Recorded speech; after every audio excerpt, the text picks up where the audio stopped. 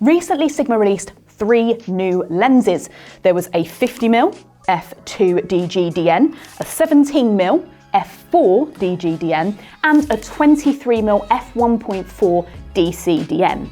The differences in the letters there means that the 50mm and the 17mm are both designed for full frame sensors, and the 23 was designed for use with an APS-C sensor. Now in this video today, we're going to be diving into the 50mm, but don't despair if you were hoping to see more about the 17, because we're also doing a review on that, and it's coming out very soon, if not already. There'll be a link in the description if it's already out. If it's not there yet, make sure to subscribe and click on the little bell to turn on notifications so you can make sure you don't miss any of these reviews coming for you. Now luckily we are based in Brighton. It is a fantastically sunny summer day, so I thought I'd head out first thing this morning with the 50mm into the streets to see how it performed with that really contrasty, huge dynamic range kind of summer light.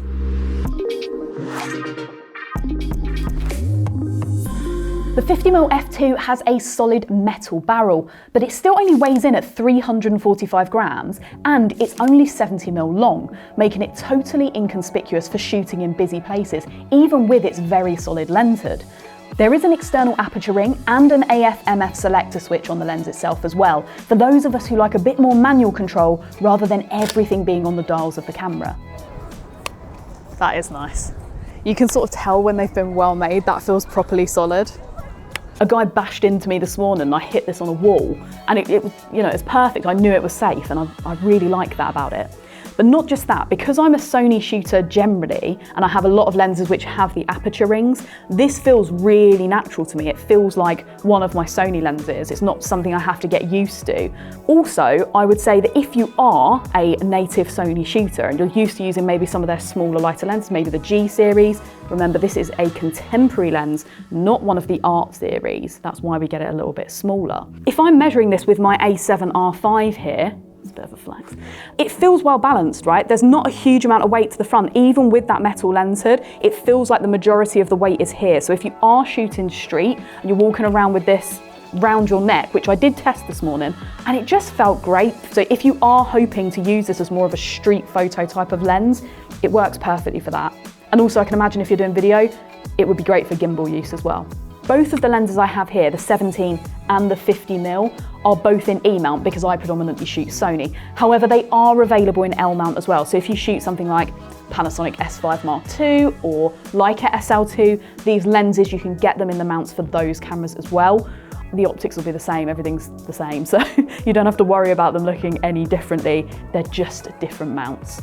Interestingly, Sigma have said that the optics within this 50mm f2 contemporary lens are comparable to the 50mm 1.4 art, and their art lenses are beautiful. So I wanted to know what was going on actually inside of this lens. So right in here, we have 11 elements in 9 groups, and that includes 1 SLD or super low dispersion element and 3 spherical lenses, just to help with aberrations and distortions, minimizing all that to get the best possible quality through this lens.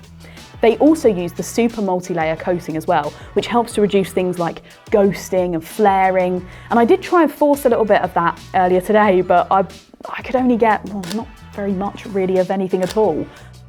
Here are some of the images I've shot with this 50mm today.